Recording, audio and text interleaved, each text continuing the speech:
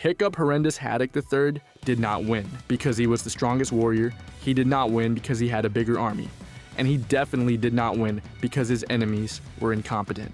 The major villains from the movies and series did not merely challenge Hiccup, they dismantled him. They attacked his mind, took his father, destroyed his home, and eventually forced him to give up the one thing that defined his entire life. And that is what makes them so terrifying. Today we are looking at exactly how close they came to ending Hiccup's world, and the one mistake that stopped each of them from winning. First, Viggo Grimborn. If you want to beat a hero, you do not always attack his shield. Sometimes you attack his mind, and nobody did that better than Viggo. Unlike most villains in this franchise, Viggo is not driven by rage, conquest, or the thrill of hunting dragons. He is driven by calculation. To him, every fight is a game of maces and talons. Every dragon, every island, every ally, and every enemy is a piece on the board. And Hiccup is the most interesting piece he has ever found. Viggo understands something that most of Hiccup's enemies miss. Hiccup's compassion is not just his greatest strength, it is also his biggest weakness. If a dragon is trapped, Hiccup will try to save it. If a friend is captured, Hiccup will try to trade for them. If somebody is in danger, Hiccup will take the risk himself. Viggo sees those moral rules, studies them, and starts using them against him. That is why he gets so close to winning. He does not need to overpower Hiccup in every battle. He only needs to predict what Hiccup will do when the pressure rises. And most of the time, he can. He manipulates the Dragonriders into walking into traps. He uses Hiccup's loyalty to Berk. He turns allies into liabilities. He creates situations where Hiccup cannot choose a clean victory because every option comes with a cost. That is the terrifying part of Viggo. He does not just want to defeat Hiccup. He wants to understand him well enough to make Hiccup defeat himself.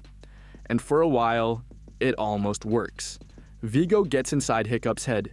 He makes him doubt his instincts, doubt his plans, and doubt whether he can really protect everyone around him. He turns Hiccup's greatest quality, his refusal to abandon anyone, into a predictable pattern. So why does Viggo not win? Because his blind spot is the belief that people are fixed. Viggo sees the world like a board game, pieces have functions, kings protect themselves, knights move in patterns, pawns are sacrificed. Once he understands a person's pattern, he assumes he owns the game, but Hiccup is not a fixed piece. Hiccup changes, his friends change, even Viggo changes over time. That is the thing Viggo never fully accounts for. He becomes so interested in Hiccup as an opponent that he starts to respect him. And the moment that a respect becomes real, Viggo is no longer a completely detached strategist. He has started to care about the game. That is his fatal flaw. Viggo comes closer than almost anyone to outthinking Hiccup, but he loses because he believes logic can predict everything. Even loyalty, sacrifice, and the strange human decision to do something irrational, simply because it feels right. If Viggo had stayed completely cold, completely detached, and completely willing to treat every life as a disposable piece, he might have won. Next comes Drago Bludvist. If Viggo is a mastermind, Drago is a sledgehammer. And the terrifying truth about How to Train Your Dragon 2 is that Drago does not almost win. For a moment, Drago actually wins. Think about where Hiccup is near the end of that movie. Stoic is dead. Toothless has been controlled by Drago's Bewilderbeast and turned into the weapon that killed him. The dragons of Berk are under the control of a tyrant. Berk itself is facing an army built to capture, dominate, and enslave dragons. And Hiccup is left standing on ice with almost nothing. If the story ended there, Drago's entire worldview would have been proven right. Dragons would not be friends, they would be weapons. Humans would not live beside them. They would rule them through fear and psychological control, and Hiccup's dream of peace between humans and dragons would die with his father. Drago gets that close because he understands force. He does not believe in trust, he does not believe in empathy, he does not believe that a dragon chooses to be loyal because it loves someone. To Drago, loyalty is weakness. Fear is the only thing that matters. That is why his plan is so brutal. He does not simply take Toothless away from Hiccup, he uses Toothless to destroy Hiccup emotionally. He turns Hiccup's best friend into the thing that kills his father. That should have broken Hiccup permanently, and honestly, it nearly does. Drago's greatest strength is that he does not need Hiccup to agree with him. He only needs to prove that Hiccup's beliefs collapse when they are hit hard enough. But this is also where Drago fails. Drago believes that willpower is something you impose on others. If you are strong enough, cruel enough, and terrifying enough, eventually everyone will obey. That is how he treats dragons. That is how he treats people. That is how he treats Toothless. But Drago never understands the difference between control and loyalty. He can force dragons to obey an alpha. He can use fear to make people kneel. But he cannot create the kind of bond Hiccup has with Toothless, and that bond is what breaks his entire system. Drago assumes that once Toothless is controlled, the problem is solved. He assumes the bond has been erased because it has been overpowered, but it has not been erased. It is still there. Hiccup reaches Toothless not by overpowering him, but by reminding him who he is. And that is something Drago never believes is possible, because Drago cannot imagine a relationship built on anything except dominance. That is why Drago loses. He has the larger army, he has the stronger alpha, he has already taken Hiccup's father, and almost taken Toothless too. But he is fighting something he doesn't really understand. Fear can control someone, but it cannot make them love you. If Drago had understood that Toothless was not simply another dragon in the flock, if he had understood that Toothless and Hiccup were tied together strong enough to fight through control, he might have protected his victory differently, but he did not. He was so busy becoming the god of war that he forgot he was fighting the strongest power in the world. Then there is Grimmel, the Grisly.